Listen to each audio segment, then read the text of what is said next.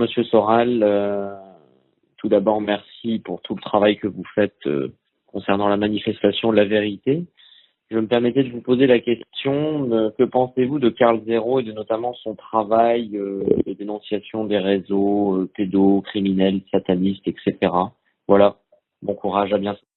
Là, je peux répondre assez précisément. C'est que Karl Zéro, que je ne connais pas trop directement, mais on était un peu dans le même milieu dans les années 90, à un moment donné, parce qu'il est père de famille et que c'est tout à son honneur, est monté au créneau sur ce qu'on a appelé l'affaire Baudis, qui est en fait l'affaire Baudis-Allègre. Et en fait, il a eu très vite des biscuits, un dossier sur la question, et il est évident que Baudis était absolument coupable, hein, de ce qu'on lui reprochait, et en plus, il était lié à l'affaire Allègre, et donc responsable de l'affaire Allègre, qui, je le rappelle, était un type qui était, on peut le dire, un serial killer, mais qui avait une impunité incroyable, parce que par ailleurs, il était rabatteur pour des partouzes sadomaso que guidait le sieur Baudis, maire de Toulouse à l'époque, dans ce qu'on appelait le donjon de Toulouse.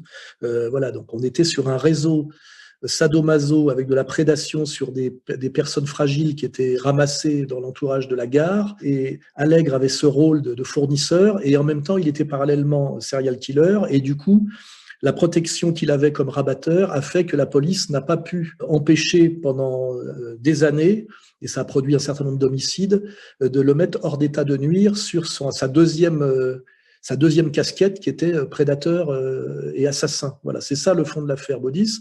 Baudis s'en est sorti par la puissance des réseaux qui ont, à mon avis, beaucoup à voir avec la franc-maçonnerie, hein, et la haute maçonnerie qui est très mouillée dans la pédocriminalité sataniste, hein, d'où la défense inexplicable, sinon d'un Hollandais par maître Jacques, hein, voilà. Et puis tout ce qui sort en ce moment nous montre quand même, avec Fourniret aussi, les collusions entre maçonnerie et pédocriminalité de réseau et impunité de certains prédateurs, sinon inexplicables, hein.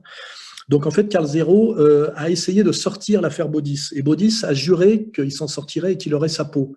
Et c'est ce qui s'est passé. Baudis a gagné, ce qui veut bien dire malheureusement que les réseaux de pouvoir satanistes sont souvent plus forts que les chevaliers blancs.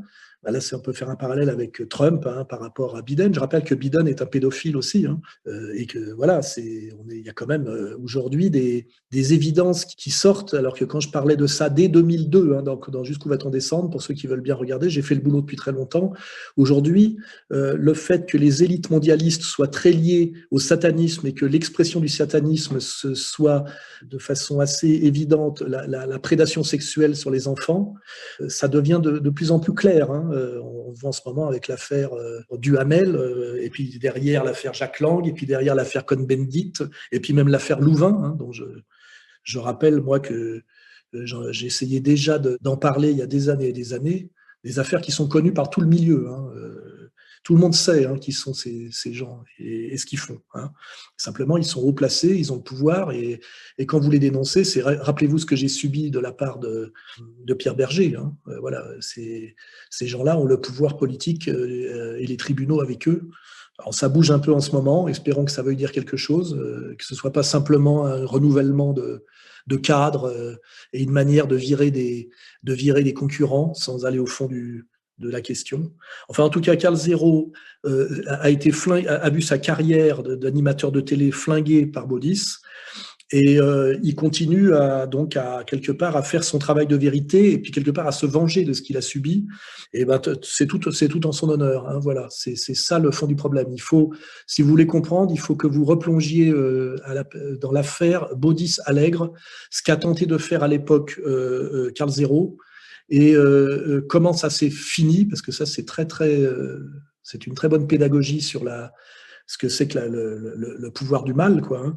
Et pourquoi aujourd'hui, avec les petits moyens qu'il a, parce qu'il a beaucoup moins de moyens qu'à l'époque où il était dans les médias mainstream, il est maintenant plutôt sur Internet, il essaye quand même de mener ce combat qui est à la fois un combat de vérité et du bien, et puis en même temps une revanche sur ce que le réseau Baudis lui a fait subir comme punition pour avoir tenté de faire tomber ce réseau Baudis, hein, et je rappelle d'ailleurs que quand Baudis n'a pas renouvelé son mandat de maire de Toulouse, c'est un certain Douste Blazy qui a pris la suite, et Douste Blazy, c'est celui dont parle Luc Ferry, hein, si vous voulez vous intéresser aussi à cette petite histoire, qui d'ailleurs s'est soldée par le silence de Luc Ferry et par son châtiment, hein, à lui, pas à celui qui montrait du doigt. Hein.